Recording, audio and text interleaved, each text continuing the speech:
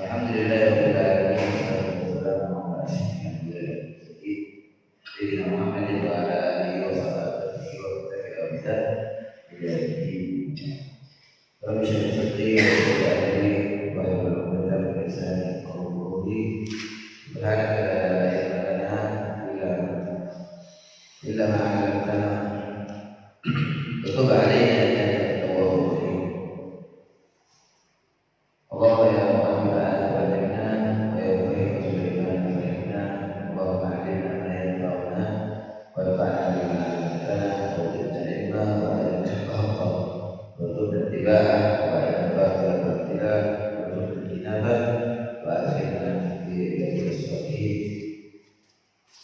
jamaah sekalian yang dirahmati Allah Subhanahu wa taala. Alhamdulillah kita panjatkan puji syukur kehadirat Allah Subhanahu wa taala yang telah memberikan nikmatnya kepada kita semua, di mana pada kesempatan ini dikumpulkan oleh Allah untuk menambah pengetahuan kita, ilmu kita, dan tidak lain tentunya bertambahnya ilmu kita adalah bertambahnya hidayah dari Allah Subhanahu wa taala. Salawat dan salam kepada Rasulullah sallallahu alaihi wasallam, kepada beliau, sahabat, dan seluruh umat Islam. Pada pembahasan sebelumnya kita menyampaikan sabda Rasulullah sallallahu alaihi wasallam bahwa kata Rasulullah, "Ma asaba 'abdan hammun wa la husnun," tidaklah menimpa kepada seorang hamba kerisauan, kesulitan, kesedihan. Maka hamba itu mengatakan, "Allahumma inni 'abduka," ya Allah, aku adalah hambamu, ibnu 'abdika, putra dari hamba laki-lakimu, ibnu amatika, putra dari hamba perempuanmu, nasiyati biyadik, bulu-buluku ada di tanganmu, madin fi hukmuk, terlaksana pada diriku segala hukum-hukummu, adil fi qada'u, adil seluruh keputusanmu, ketentuanmu. As'aluka, aku mohon kepadamu ya Allah, bikulli ismin huwa laka, dengan setiap nama samaitahu bihi nafsaka, yang telah kau menamakan dirimu dengannya, au anzaltahu fi kitabik, atau nama yang kau turunkan di dalam kitabmu, au 'allamtahu ahadan min khalqik, atau yang kau ajarkan kepada salah seorang makhlukmu, au istasarta bihi fi ilmi ghaibi 'indak, atau nama yang hanya engkau yang mengetahuinya dalam ilmu ghaibmu, antaj'al al-Qur'an al-'azim, agar engkau menjadikan Al-Qur'an yang agung ini rabi'a qalbi, semir di dalam hatiku, wa nura sadri, dan cahaya bagi dadaku, wa jala'a huzni, dan dapat menghilangkan kesedihanku, wa dhahaba hammi wa ghammi, dan melenyapkan kesumpahanku, illa adhaballahu hammahu wa ghammahu, melainkan pasti oleh Allah dihilangkan kesumpahannya dan kesedihannya, wa abdalahu makanahu farahan, dan diganti oleh Allah Subhanahu wa taala tempatnya dengan kesenangan. Qalu, sahabat bertanya, ya Rasulullah, wahai Rasulullah, afala nata'allamhun, tidakkah kami seharusnya mempelajarinya? Qala, Nabi mengatakan, bala, benar, yang bagi cukup pantas liman sami'ahunna, bagi orang yang mendengarkannya, an yata'allamahunna, agar dia mempelajarinya. Jamaah sekalian yang dirahmati Allah Subhanahu wa taala, kita sudah membahas tentang ungkapan yang pertama, yaitu al-i'tiraf bil 'abdiyyah wal 'ubudiyah, pengakuan diri kita bahwa kita adalah hamba Allah dan harus mengabdi kepada Allah Subhanahu wa taala, beribadah kepada-Nya.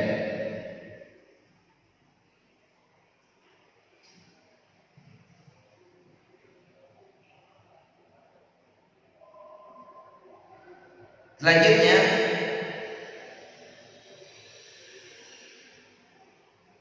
wa fihi aidan, bahwa di antara makna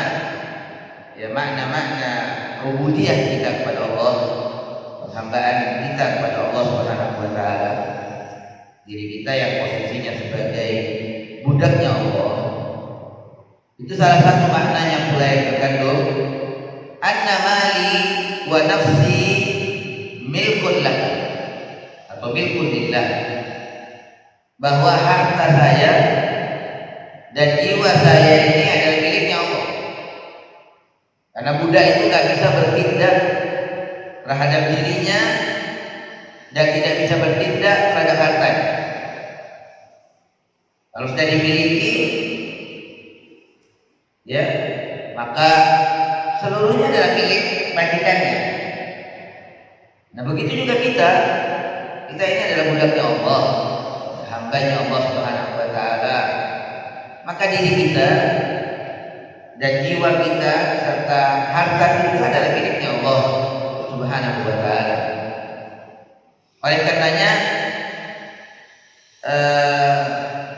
kita mengikuti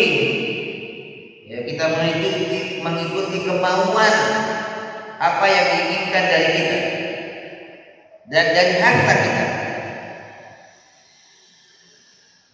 Orang-orang kafir itu tidak mau diatur dalam hal penghambaannya, dalam hal ibadahnya, dan dalam hal hartanya. Mereka tidak mau karena mereka tidak menyadari hal itu. Mereka nggak menyadari bahwa hartanya adalah milik Allah Subhanahu wa taala. Sebagaimana pertanyaan salah seorang kaum kepada nabinya, mereka mengatakan, "As-salatuka, wahai Nabi, apakah agamamu?" As-salatuka di sini oleh ulama ditafsirkan bukan artinya salatmu, tetapi adalah agamamu. Salat bermakna ad-din. Ini datang dalam Al-Quran kata salat, tapi maknanya dengan makna agama.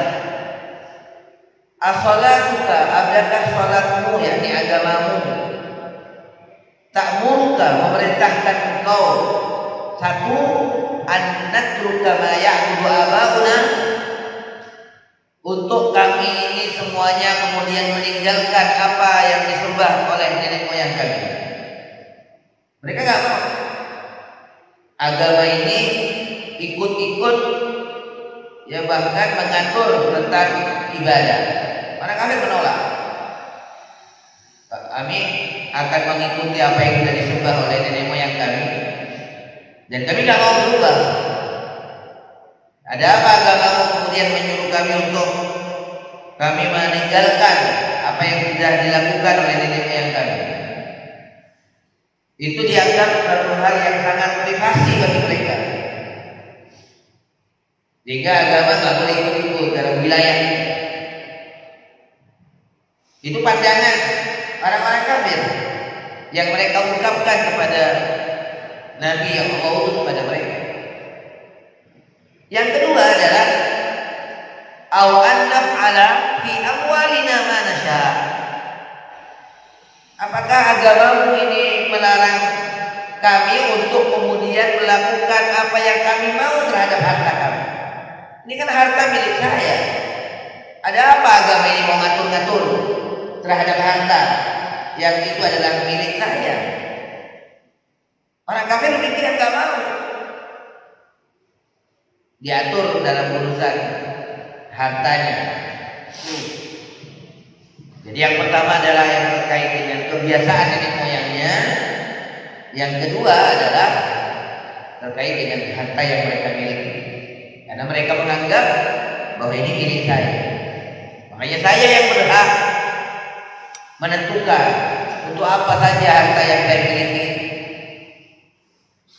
Seorang mukmin tidak, seorang mukmin itu ketika dia mengakui dirinya sebagai hamba Allah, maka konsekuensinya dia sadar sepenuhnya bahwa dirinya dan hartanya itu bukan milik dia, tapi milik Allah Subhanahu wa taala. Maka dia bertindak sesuai yang diinginkan Allah Subhanahu wa taala.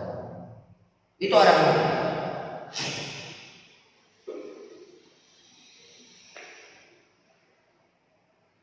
Nah, itu di antara makna yang terkandung dalam makna rububiyah. Yang berikutnya wa fihi aidan, begitu juga annaka antal ladzi mananta alayya bi kulli ma ana fihi min ni'mah fadzalika kulluhu min in'amika ala 'abdi. Salah satu maknanya juga bahwa apa yang kau berikan ya Allah dari setiap kenikmatan yang kau berikan kepadaku, maka itu semuanya adalah kenikmatan milikmu, kenikmatanmu yang kau berikan kepadaku atas budakmu. Jadi kita mengakui di hadapan Allah Subhanahu wa taala bahwa semua ini yang ada pada kita, segala kenikmatan itu adalah semata-mata karunia Allah kepada kita hamba. Yang harus kita akui, tidak boleh kita ingkari. Walaupun satu kenikmatan tidak boleh kita ingkari. Oh enggak, ini bukan dari majikan saya. Kalau kita sebagai hamba harus mengakui semuanya. Oleh karenanya Allah Subhanahu wa taala sudah menyampaikan kepada kita sekalian agar benar kita ini dalam bertindak, dalam menata diri kita, menata perasaan kita, itu agar benar, agar gak salah kita. Allah sudah mengatakan wa ma bikum min ni'matin fa minallah. Hai manusia, apa saja dari kenikmatan yang tidak ada pada kamu itu dari Allah. Maka itu datangnya dari Allah Subhanahu wa taala. Begitu seorang hamba dalam perasaannya, dia meyakini bahwa semua yang ada pada diri kita ini adalah karunia Allah Subhanahu wa taala. Nikmat Allah. Oleh karenanya Rasulullah Shallallahu Alaihi Wasallam itu terus setiap pagi dalam doa pagi sorenya, Allahumma, dia katakan ya Allah. Ini adalah konsekuensi orang yang menyatakan dirinya sebagai hamba Allah. Allahumma ma asbaha bi, ya Allah, tidak ada di pagi hari ini yang ada pada diriku min nikmatin, dari satu kenikmatan, au bi ahadin, atau yang ada pada salah seorang, min khalqik, dari makhlukmu ya Allah. Di semua kenikmatan yang ada padaku atau pada yang ada pada siapa saja dari makhluk Allah ini, faminka, maka itu datangnya darimu. Wahdah, darimu semata ya Allah, bukan dari yang lainnya, bukan. La syarikalah, dan tidak ada sekutu bagimu. Nah ini terus diulang-ulang oleh Nabi Sallallahu Alaihi Wasallam. Beliau baca setiap pagi. Ini doa pagi dan subuh. Kita nyatakan di hadapan Allah. Makanya orang yang membaca doa ini, ya, doa pagi, Allahumma ma asbaha bi min nikmatin aw bi ahadin min khalqik faminka wahdaka la syarikalah, itu benar-benar dia telah melaksanakan kewajiban syukurnya kepada Allah Subhanahu wa taala. Allah Subhanahu wa taala dalam surat An-Nahl, surat An-Nahl ini jemaah sekalian yang dirahmati Allah, itu disebut sebagai suratul Ni'am. Oleh ulama disebut sebagai surat yang memuat nikmat-nikmat Allah. Jadi kalau kita baca surat An-Nahl dari ayat pertama pertama. Ayat demi ayat kita baca. Penggalan demi penggalan dari ayat-ayat dalam surat An-Nahl itu adalah uraian ungkapan akan nikmat-nikmat Allah Subhanahu wa taala. Akan nikmat-nikmat Allah Subhanahu wa taala. Makanya disebut kata lain dari surat An-Nahl itu, nama yang lain dari surat An-Nahl, ulama mengatakan suratul ni'am, surat kenikmatan-kenikmatan. Makanya di situ kita akan banyak mengetahui nikmat Allah Subhanahu wa taala. Dalam surat An-Nahl. Lalu Allah Ta'ala mengatakan ya'rifuna nikmat Allah. Dalam surat Allah katakan mereka itu, kata Allah, tahu akan nikmat Allah. Mereka mengetahui akan nikmat Allah. Summa yukiruna, tapi mereka kemudian ingkar pada nikmat. Nah, orang mukmin yang mengaku dirinya sebagai hamba Allah, dia tahu akan nikmat Allah dan dia akui. Ya, dia akui dan mengingkari, kan? Salah satu bentuk pengakuannya itu seperti yang Rasulullah SAW doakan, panjatkan kepada Allah dalam munajat beliau. Itu salah satu bentuk cara pengakuan kita di hadapan Allah Subhanahu wa taala. Agar kita ini diakui pula oleh Allah Subhanahu wa taala, ya. Agar kita diakui pula oleh Allah bahwa kita ini termasuk orang yang mengakui nikmat Allah Subhanahu wa taala. Dan Allah suka, Allah senang ketika ada hambanya itu yang diberi kenikmatan oleh Allah, kemudian dia mengakui bahwa ini semuanya adalah miliknya Allah, dari Allah, bukan dari saya. Makanya Nabi Daud itu dalam salah satu munajatnya dia mengatakan, ya Allah, bagaimana aku bersyukur kepada-Mu, kata dia. Sementara ketika aku bersyukur itu melalui nikmat-Mu, ya Allah. Aku bersyukur itu melalui menggunakan nikmat yang Kau berikan kepadaku. Jadi nggak bisa kita bersyukur kepada Allah yang sebenarnya. Karena ketika kita bersyukur, kita ungkapkan rasa syukur kita. Ungkapan rasa syukur kita kepada Allah itu melalui nikmat Allah, menggunakan nikmat Allah. Jadi bagaimana, kata Nabi Daud? Kita mengatakan alhamdulillah, ya, kita mengaku ini kan kita melalui lisan kita, yang lisan ini adalah nikmat yang Allah berikan kepada kita. Dalam ungkapannya yang lain, Nabi Daud mengatakan, ya Allah, bagaimana aku bisa bersyukur kepadamu, sedangkan di saat aku bersyukur itu adalah merupakan nikmat yang Kau berikan kepadaku. Syukurnya kita adalah nikmat Allah. Jadi bagaimana kita bersyukur? Begitu kata Nabi Daud alaihissalam.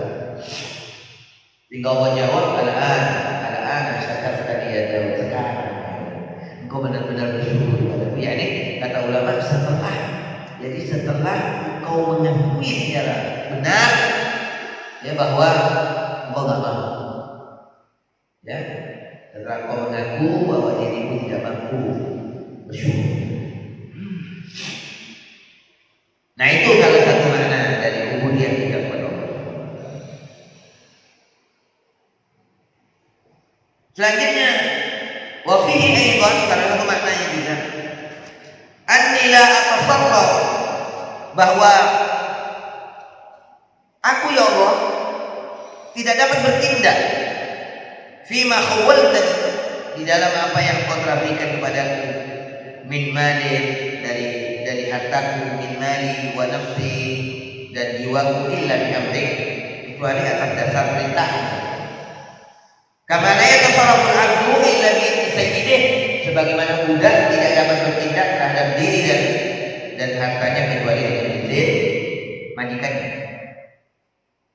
Wa inni, dan bahwasanya aku, ya Allah, la amliku li nafsi, tidak pula memiliki untuk diriku sendiri dharran wala naf'a, satu bahaya dan tidak pula satu manfaat, wala mautan wala hayata, dan tidak pula kematian dan kehidupan, wala nusyura, dan tidak pula kebangkitan. Itu semuanya hal-hal yang tidak kita miliki pada diri kita. Yang mematikan kita Allah, yang menghidupkan kita nantinya adalah Allah. Kita nggak memiliki hal itu semua terhadap diri kita. Fa in sahha lahu syuhudu dzalik faqad qala inni 'abdul hakim. Kalau semua pengakuan-pengakuan di atas itu memang benar, ya benar pengakuan kita kepada Allah, maka berarti sudah dinyatakan benar pula oleh Allah akan pengakuan diri kita dengan mengatakan ini abdu, ya Allah aku adalah hamba. Dengan konsekuensi yang sudah disebutkan di atas,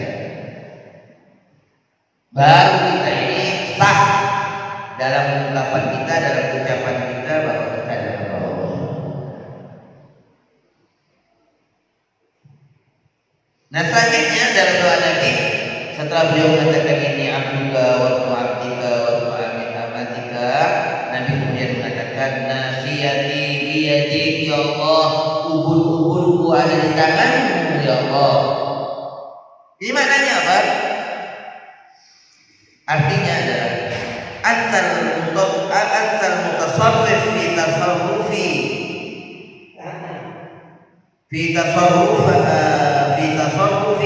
kaifa tasha. Ya Allah, sesungguhnya Engkaulah yang bertindak terhadap diriku dalam semua tindakanku ini sebagaimana yang Kau inginkan. Itu makna ubun-ubunku ada di tanganmu. Jadi kita ketika bertindak apapun, pada hakikatnya yang bertindak adalah al-mutasarrif, ya, karena dia adalah fa'al yurid. Dia itu adalah zat yang memperlakukan, ya, lima yurid, apa yang dia inginkan, bukan terhadap apa yang kita inginkan. Bukan Allah itu bertindak bukan dengan keinginan kita, tapi dengan keinginan Allah. Fa'alul lima yurid, itu yang dapat melaksanakan apa yang dia inginkan. Nah, apa yang terjadi pada kita,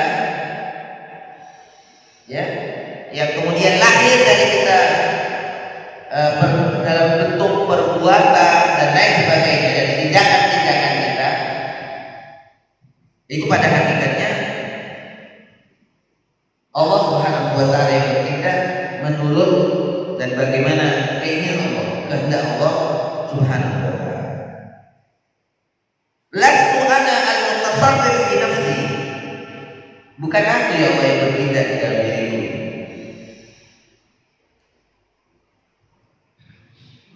Wa kaifa yakunu lahu fi nafsi tasarruf min nafsihi biyadi rabbi wa sayyidihi wa nasiyati biyadihi. Bagaimana kita bisa bertindak terhadap diri kita sementara ubun-ubun kita itu ada di tangan Allah, dipegang oleh Allah Ta'ala, ubun-ubun kita semuanya dipegang Allah. Kita berada dalam kekuasaan. Bisakah kita kemudian bertindak di dalam diri kita ini semau kita? Nggak bisa. Sementara ubun-ubun kita ada di tangan Allah Ta'ala. Wa qalbihi baina isbi'aini min asabi'ihi, selain ubun-ubunnya di tangan Allah, ya, hati kita berada di antara, kata Rasulullah SAW, ya, hati manusia ini ada di antara jari-jari Allah. Hati kita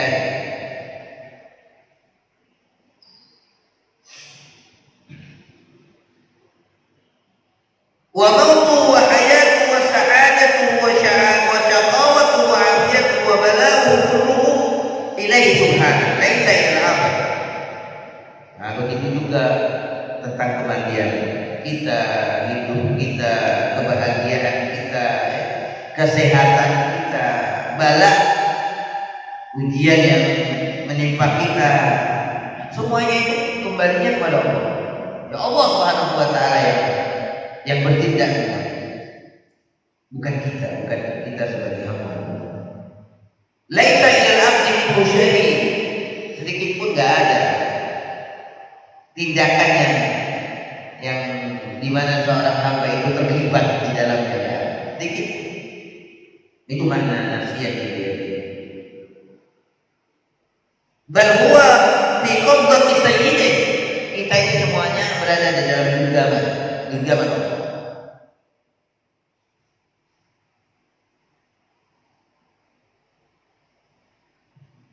Bahkan keberadaan kita ini ya lebih lemah dari seorang budak yang lemah, yang hina, di mana ubun-ubunnya ada di tangan majikannya. Keberadaan kita itu lebih lemah. Kita sedang berada yang mana ubun-ubun kita sedang berada di tangan Allah Subhanahu wa taala. Nasihati biyadi. Nah, ketika seorang hamba benar-benar menyaksikan bahwa ubun-ubunnya ada di tangan Allah dan ubun-ubun seluruh hamba ini ada di tangan Allah Subhanahu wa taala, di mana Allah taala yang mengarahkan mereka sebagaimana yang Allah mau, yang Allah kehendaki.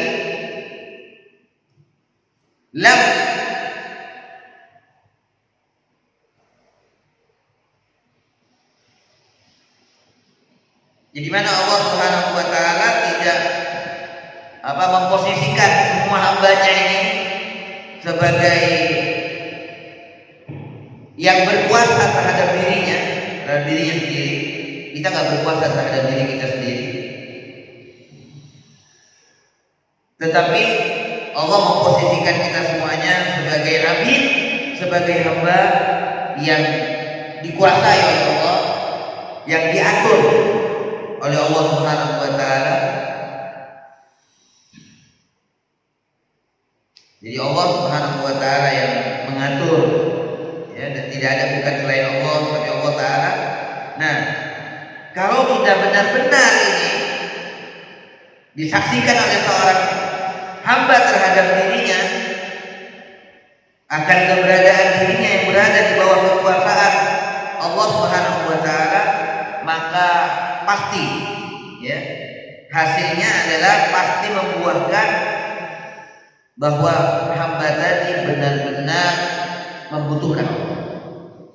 Itu hasil yang akan dihasilkan ketika kita sadar bahwa ubun-ubun kita ada di tangan Allah, maka kita nantinya akan benar-benar butuh kepada Allah. Faqrahu wa dharuratuhu ila rabbih wasfan laziman, menjadi suatu yang sangat melekat pada diri kita, yaitu bahwa kita butuh kepada Allah Subhanahu wa taala. Itu ketika benar-benar kita merasakan bahwa ubun-ubun kita di tangan Allah.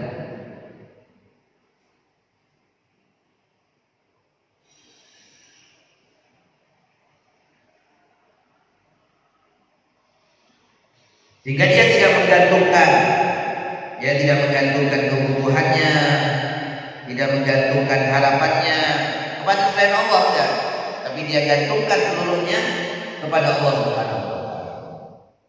Maka buahnya pula dia akan bertawakal, dia akan serahkan, dia bertawakal kepada Allah Subhanahu wa taala, tidak kepada selain Allah tawakal. Wa qala Hud liqaumihi, bagaimana yang dikatakan oleh Nabi Hud dalam Al-Qur'an. Nabi Hud mengatakan kepada kaumnya, coba kita perhatikan firman Allah dalam surat Hud ayat 56. Inni tawakkaltu 'ala Allahi rabbi wa rabbikum. Kata Nabi Hud, aku ini benar-benar bertawakal kepada Allah, Rabbku dan Rabb kalian semuanya. Coba yang diungkapkan oleh Nabi Hud, bagaimana dia benar-benar bertawakal kepada Allah, karena beliau mengatakan ma min dabbatin, tidak ada, kata Nabi Hud, dari satu hal yang melata, dari satu makhluk yang melata, illa huwa akhidun binasiyatiha, kecuali oleh Allah dipegang ubun-ubun. Ya, illa huwa akhidun binasiyatiha, kecuali ubun-ubunnya ada di tangan Allah. Semuanya, siapapun, semuanya ubun-ubunnya ada di tangan Allah Subhanahu wa taala. Oleh karena itu Nabi Hud mengatakan aku bertawakal. Jadi itu salah satu buahnya ketika orang sudah betul-betul sadar bahwa dirinya itu berada di bawah Allah, di bawah kekuasaan Allah, ubun-ubunnya ada di tangan Allah, dia akan bertawakal kepada Allah Subhanahu. Inna rabbi ala siratin mustaqim, sesungguhnya Tuhanku, kata Nabi Hud, dia berada di atas jalan yang lurus. Nah, ini makna dalam doa Nabi, nasiyati, jadi ubun-ubunku ya Allah ada di tangan. Selanjutnya Nabi mengatakan matin fiyahu, hukummu ya Allah terpasti terlaksana. Ya pasti. Ketika ubun-ubunnya kita semuanya ada di tangan Allah, Allah yang memegang ubun-ubun kita, maka hukum yang Allah kehendaki terhadap diri kita, ketentuan yang Allah kehendaki itu pasti terjadi. Pasti terjadi. Makanya Nabi kemudian mengatakan dalam munajatnya, dalam doanya itu, matin fiya hukmu adlun fiya Allah. Kata Ibnu Qayyim rahimahullah, beliau mengatakan bahwa ungkapan ini, ya, matin fiya hukmu dan adlun fiya Allah, ini mengandung dua perkara besar. Yang pertama, madharu hukmihi fi 'abdi, terlaksananya hukum Allah pada hambanya. Itu yang pertama. Yang kedua, yatadamman hamduhu wa 'adluhu, mengandung ungkapan di atas itu mengandung pujian terhadap Allah, wa 'adluhu, dan keadilan Allah Subhanahu wa taala. Wa huwa subhanahu al-mulk wa lahu hamd, di mana Allah itu adalah zat yang memiliki kekuasaan dan baginya segala pujian. Nah, jadi kata madin fi hukmu wa adlun fi qadahu itu telah mengandung ungkapan pujian Allah dan kekuasaan milik Allah Subhanahu wa taala. Wa hadza, kata beliau, dan ini adalah makna dari perkataan Nabi Hud seperti yang ayat di atas, ma min dabbatin illa huwa akhidun bi nasiyatiha, tidak ada yang melata di atas bumi ini kecuali Allah yang mengambil hukumnya. Sumakar, kemudian Nabi Hud mengatakan pula, inna rabbi ala siratin mustaqim, sesungguhnya Allah di atas ala siratin mustaqim, Allah pada jalan yang lurus.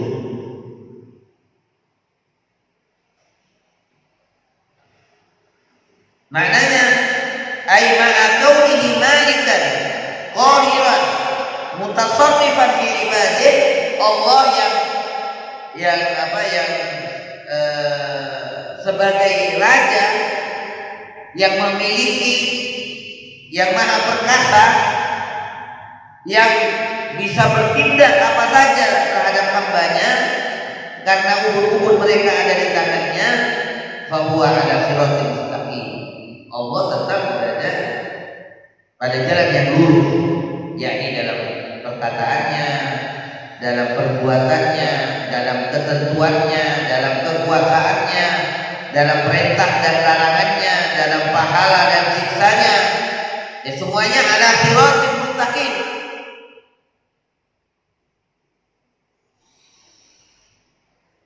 Bukan kemudian karena Allah Ta'ala itu penguasa mutlak yang maha perkasa, yang semua adalah budaknya, yang semua ubun-ubunnya ada di tangan Allah, kemudian Allah akan berbuat semena-mena. Tidak. Makanya Nabi Hud itu setelah mengatakan bahwa tidak ada yang melata kecuali ubun-ubunnya di tangan Allah, dia kemudian mengatakan lagi, Inna Rabbi ala siratin mustaqim. Allah nggak akan berbuat zalim. Ya, Allah adalah zat yang tidak berbuat zalim. Sedikit.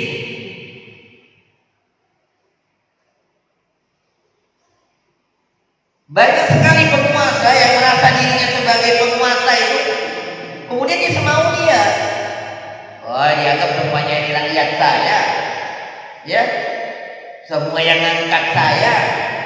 Ya, apa kata mau saya mau berbuat boleh nggak apa? Ketika dikritik, ditanya nggak mau. Oh, dan nanti urutannya, ya. Nah, begitu. Allah tidak. Allah itu yang maha penguasa yang sebenarnya, yang dapat bertindak apa saja yang dia inginkan, tapi Allah nggak berbuat. Inna Rabbi ala siratin mustaqim. Nah, jadi kata Ibnu Qayyim tadi dalam ungkapan Rasulullah SAW yang mengatakan, "Ma'at fiyahu adlun fiyahu." Ya Allah, hukum pasti terjadi dan ketentuan pasti adil. Itu sudah mengandung ujian bagi Allah Subhanahu wa taala akan keputusan.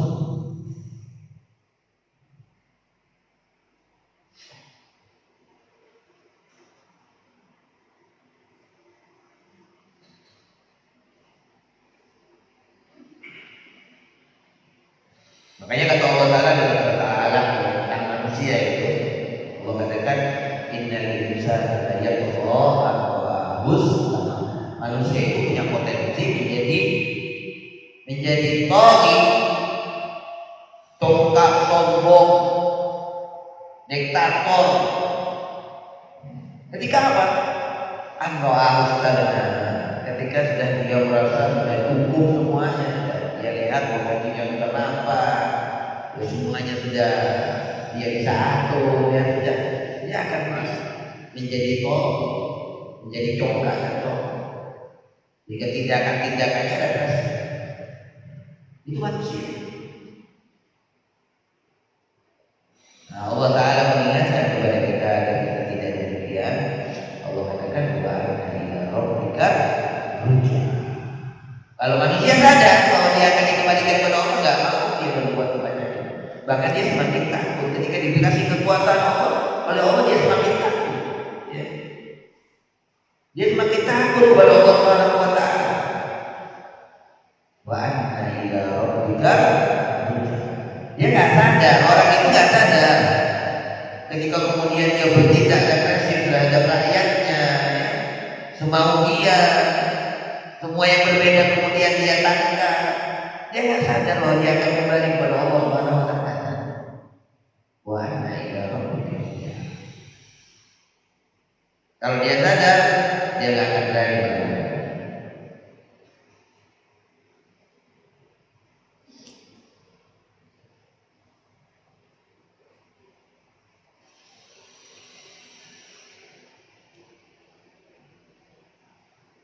Kullu adlun wa amruhu kullu maslahah.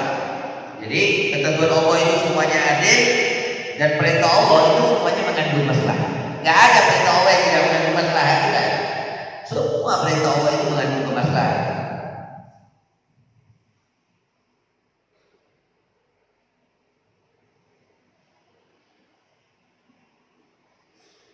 Alladzina anhum kulluhum mafsadah. Sedangkan apa yang dilarang Allah, sebaliknya yang dilarang oleh Allah, yang dicegah oleh Allah, agar kita menjauhinya, yang diwanti-wanti kita oleh Allah, itu merusak. Itu pasti semuanya merusak.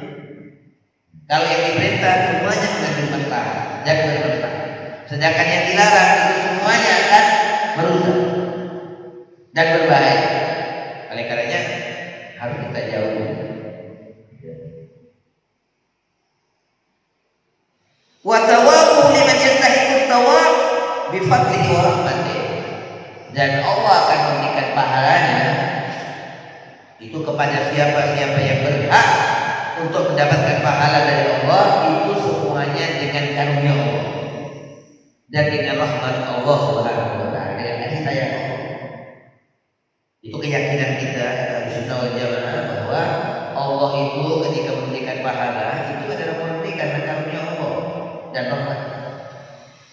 ketika Allah menyiksa itu murni karena keadilan Allah. Makanya kita nggak boleh kemudian bergantung pada amal kita.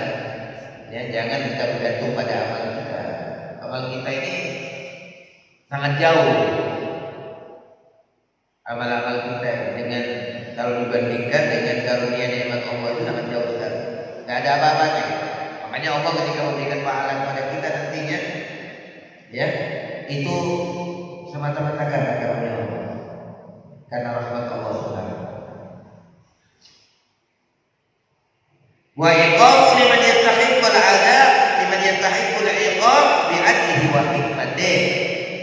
Dan siksa yang Allah berikan kepada siapa yang berhak untuk menerima siksa itu semuanya dengan keadilan Allah dan dengan hikmahnya Allah Subhanahu.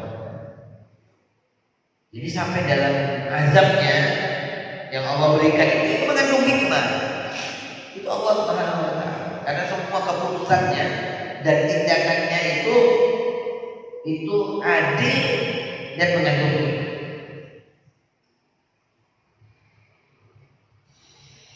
Misalnya Allah mengatakan wala nuziqannahum minal 'adzabil adna dunal 'adzabil akbar. Kami akan merasakan pada mereka siksa yang kecil belum siksa yang besar nanti. Apa tujuannya? La'allahum yarji'un, agar mereka kembali, agar mereka kembali ke jalan yang benar. Allah kasih siksa itu dalam rangka mendidik mereka agar mereka kembali ke jalan yang benar.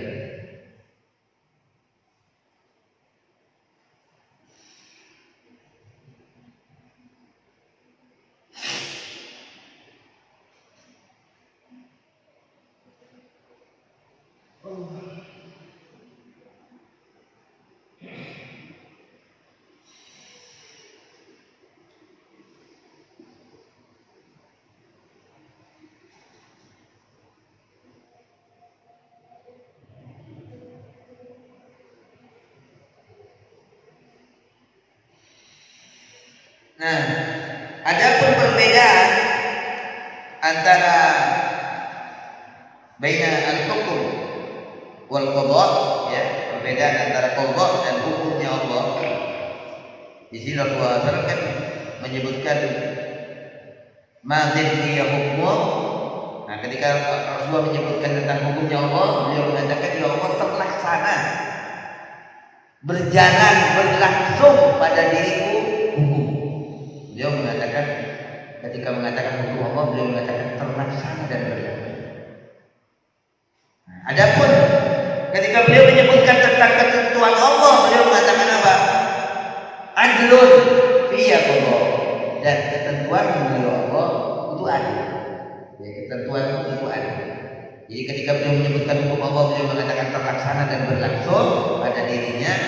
Nah, tapi ketika beliau menyebutkan tentang ketentuan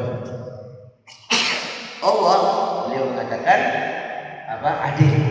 Adlun fiyya Allah.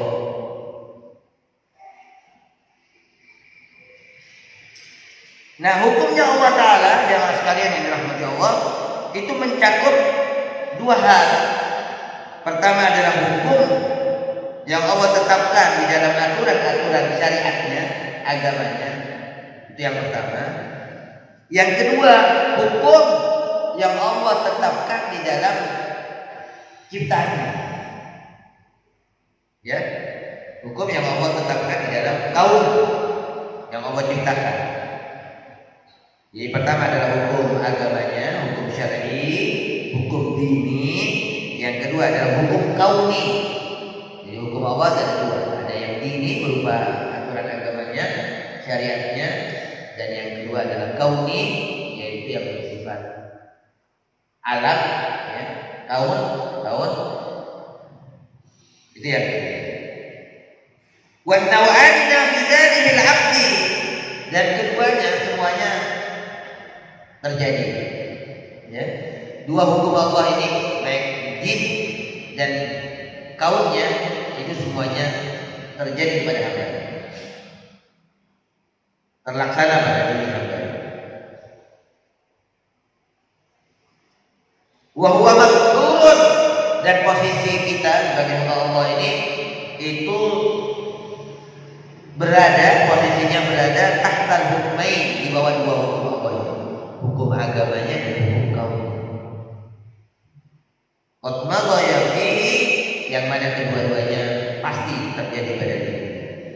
Sya'a abad, kita mau atau tidak, ya, hamba tadi mau atau tidak, dua hukum Allah pasti terlaksana pada diri kita. Mau rela atau tidak rela, mau atau tidak mau, ya, dua hukum Allah pasti.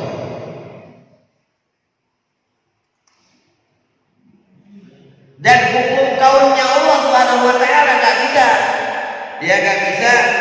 dilanggar oleh manusia. Itu bedanya aja antara hukum jinnya dan hukum kaunnya. Bedanya, kalau hukum kaunnya itu nggak bisa dilanggar oleh manusia. Sunnatullah nggak bisa dilanggar oleh manusia. Sunnatullah di dalam kaunnya, dalam ciptaannya itu nggak bisa dilanggar. Ya, nggak bisa dilanggar karena mereka ini semuanya tunduk dan patuh pada Allah, melaksanakan apa yang Allah tetapkan pada mereka. Matahari dari timur terus ke barat, ya. Itu nggak bisa disalahi oleh manusia. Makanya kalau manusia menyalahi hukum kaunnya Allah, pasti dia yang kalah, pasti. Kita tahu ini angin arahnya ke timur, kita menantang, ya pasti kita yang kalah. Jadi hukum kaunnya Allah nggak bisa kita lakukan.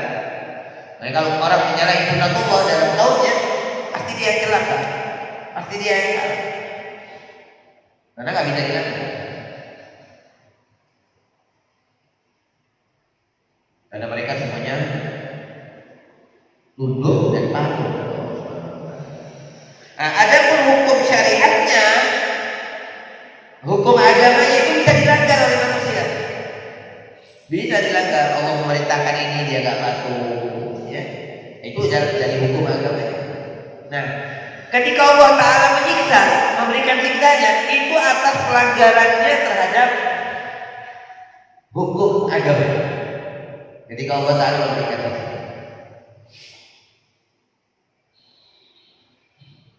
dan seorang hamba itu harus selalu sadar bahwa dirinya posisinya itu berada di antara dua hukum Allah tadi, ya, yang harus dia patuhi dan tidak boleh dia.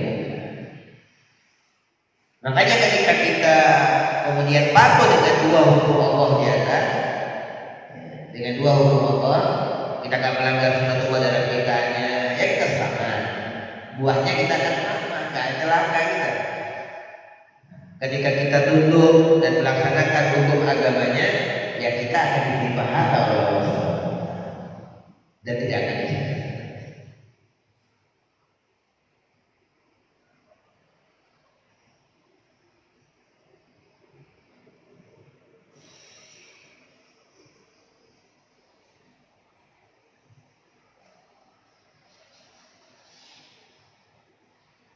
Dan ketika kita sudah merasakan bahwa dua hukum Allah itu terjadi, nah yang kedua itu ujian kita. Kita mengatakan, ya Allah, bahwa ketentuanmu ini memang benar-benar adil, ya Allah.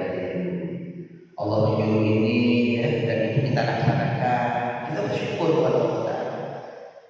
Kita puji Allah akan keadilan Allah. Ketika kita sudah sadar bahwa semuanya akan terlaksana pada diri kita semua hukum Allah, baik dunia maupun kaum, lalu kita puji Allah Subhanahu wa taala dan mengatakan adlun fiya Allah, kalau semuanya mengandung keadilan dari Allah.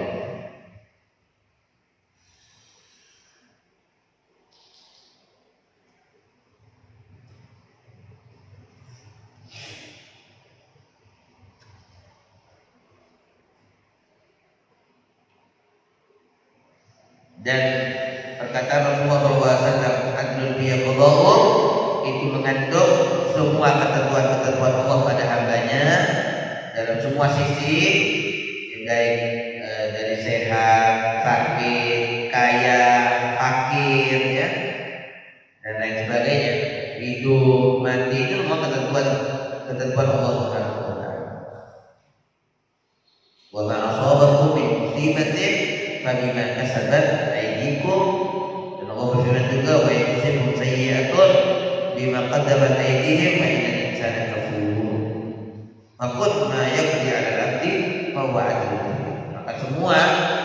Maka semua yang Allah tentukan pada hambanya itu adalah mengandung keadilan Allah Subhanahu wa taala.